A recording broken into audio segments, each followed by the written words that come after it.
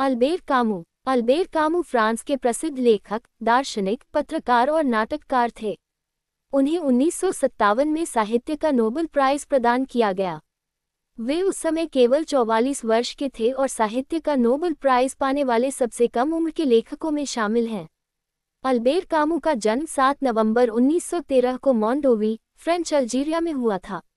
उनके पिता का नाम लूसियन कैमू था, जो प्रथम विश्व युद्ध में सैनिक थे। उनकी माता का नाम कैथरीन एलेन सिंस था। वे स्पेनिश मूल के एक गरीब परिवार से थीं। कामू के जन्म के कुछ समय बाद उनके पिता युद्ध में मारे गए, इसलिए उनका बचपन आर्थिक कठिनाइयों में बीता। कामू का पालन पोषण उनकी माता और दादी ने अल्जियर्स में किया। परिवार के पास बहुत कम पैसा था, लेकिन कामू पढ़ाई में अत्यंत प्रतिभाशाली थे। उनके शिक्षक लुई जमेन ने उनकी प्रतिभा पहचानी और उनकी शिक्षा जारी रखने में मदद की। बाद में कामू ने यूनिवर्सिटी ऑफ अल्जियर्स में दर्शन का अध्ययन किया। युवावस्था में उन्हें साहित्य, दर्शन और रंगमंच में गहरी रुचि थी। उन्होंने थिएटर समूह बनाया और नाटकों में अभिनय तथा निर्देशन भी किया। पत्रकार के रूप में भी उन्होंने काम किया और सामाजिक असमानता तथा गरीबों की समस्याओं पर लिखा। कामू की प्रमुख रचनाओं में the stranger 1942, the plague 1947, the fall और द मिथ ऑफ सिसाइफस शामिल हैं।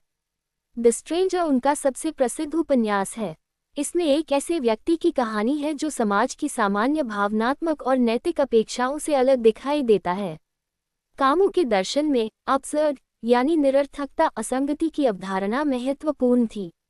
उनका मानना था कि मनुष्य जीवन में अर्थ खोजता है, लेकिन ब्रह्मांड हमेशा कोई स्पष्ट अंतिम उत्तर नहीं देता। इस संघर्ष को उन्होंने अब्सर्ड के रूप में समझाया।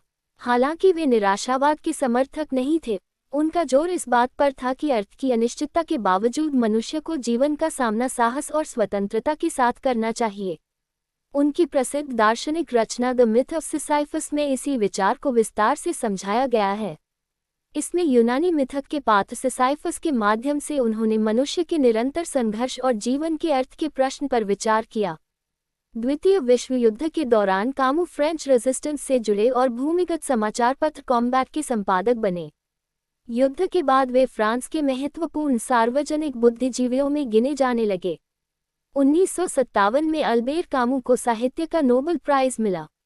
नोबेल समिति ने उनकी साहित्यिक रचनाओं में मानवीय विवेक, स्वतंत्रता और आधुनिक मनुष्य की समस्याओं की ईमानदार अभिव्यक्ति को सम्मानित किया।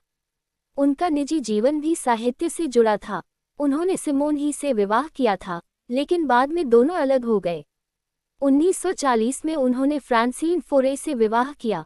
उनके जुड़वा बच्चे हुए। कामू का जीवन बहुत लंबा नहीं रहा। 4 जनवरी 1960 को विल्ब्लेवन, फ्रांस में एक सड़क दुर्घटना में उनका निधन हो गया। उस समय उनकी उम्र केवल 46 वर्ष थी। अल्बेर कामू की सबसे बड़ी साहित्यिक विशेषता ये थी कि उन्होंने अकेलेपन, स्वतंत्रता, नैतिकता, मृत्यु और जीवन के अर्थ जैसे कठिन प्रश्नों को सरल लेकिन अत्यंत प्रभावशाली भाषा में प्रस्तुत किया। उनकी रचनाएं आज भी आधुनिक दर्शन और विश्व साहित्य में अत्यंत महत्वपूर्ण मानी जाती हैं।